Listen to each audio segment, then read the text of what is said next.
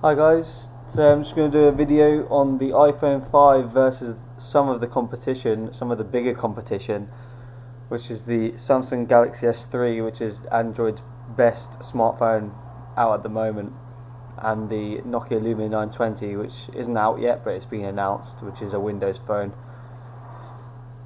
And let's check them out anyway. So here's the specs. You can see that the iPhone has really done quite a lot on the weight. It's the lightest by far, 112 grams compared to the Galaxy S's 133 and the Lumia's 185. Now, I've held the Galaxy S3 and it's a light phone, but also it's a lot bigger phone, so maybe in the hand kind of the weight is distributed better, so it still might actually feel lighter than the iPhone 5, because the iPhone 5 is a 4-inch device, so the weight is kind of concentrated, if that makes sense. Screen size, this is where it gets interesting again. The iPhone 5 moved from a 3.5 inch to a 4-inch, but in terms of its competition it's still dwarfed. The Galaxy S3 4.8 inches, the Nokia Lumia 4.5 inches. I personally don't think they went big enough with the iPhone 5, but that's my opinion. Screen resolutions. The iPhone 5's got the buzzwords. It's got the Retina display. But is it the best display? Probably not, right? Yes, it's got a higher pixel density than the S3, and they did something else with colours, and it's meant to have 40% better saturation. Whether or not it has better saturation than Super AMOLED is a different story. Super AMOLED is great on blacks, its contrast is unbeatable, but we'll have to see.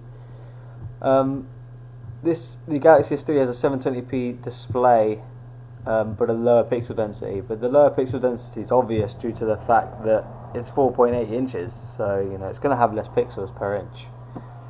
However, if you go over to the Nokia Lumia, this screen blows me away really. Look at this resolution, 1280 by 768. So a HD screen, and on a 4.5 inch screen, and a higher pixel density than Apple's amazing Retina display. So this screen from the Nokia Lumia is going to be great really. I think Apple really missed a thing not doing a 720p screen, but there you go. They've got a Pure Motion HD Plus IPS LCD. That's a mouthful to say, but there you go. Batteries, we don't know much about iPhone 5 battery in terms of milliamp hours. They didn't tell us, they just told us it was 10 hours on LTE, which actually is quite a lot. Or 8 hours on LTE, 10 hours on Wi-Fi, I think that says. Whether that's true or not, we'll have to see. LTE is a battery drainer, even if it's got two radios. Switching between the radios and deciding which is better will always drain battery. Galaxy S3, some users have had battery issues. I haven't. My battery lasts all day, all the time, no issues on that. 2000, still a good battery. Obviously these are non-removable, and so will the iPhones be non-removable, whereas the Galaxy S3 you can get a bigger one if you want. Size differences, internal storage, all about the same, except for the Lumia that only comes in 32.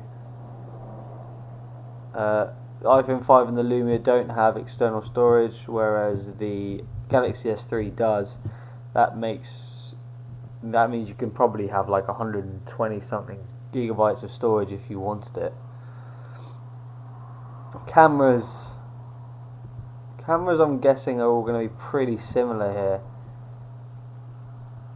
As you can see, I think the Nokia, the Nokia Lumia boasts an 8.7 megapixel camera and a really good shutter and focus lens. So it's going to be really interesting to see the comparison pictures between the Lumia and the iPhone 5. The iPhone 5 may lose, even though it's always had the best camera. Front-facing cameras, again the iPhone 5 1.2 megapixel, not great. Yes, it can capture 720p video, but I'm pretty sure these can as well. Galaxy S3 2 megapixel, Nokia Lumia 1.3, all do 1080p.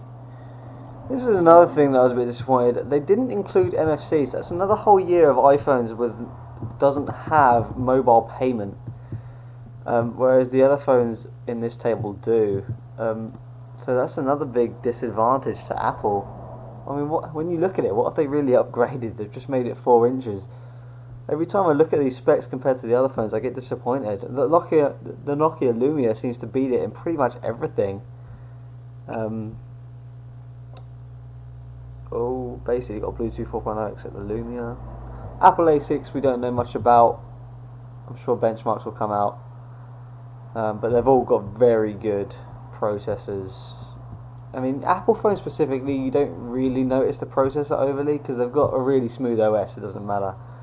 They used to have like an 800 megahertz processor all the way up to the iPhone 4 and it was running perfectly, so it's not as much of a big deal, but it's still good. I'm sure, like it says here, it's 2 times faster than the iPhone 4S in CPU and graphics. They didn't say if it was quad core, so I doubt it will be, but there you go.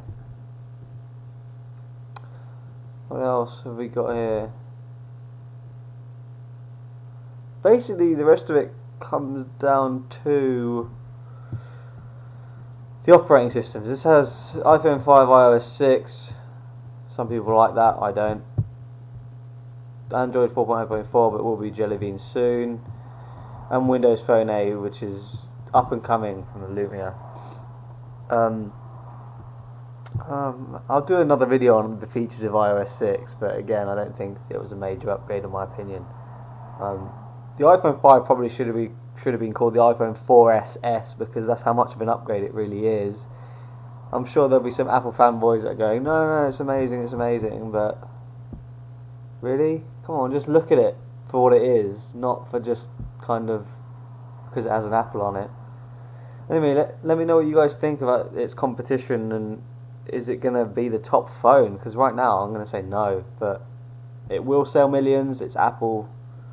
Let me know what you think. If you like my videos, please subscribe. See you later.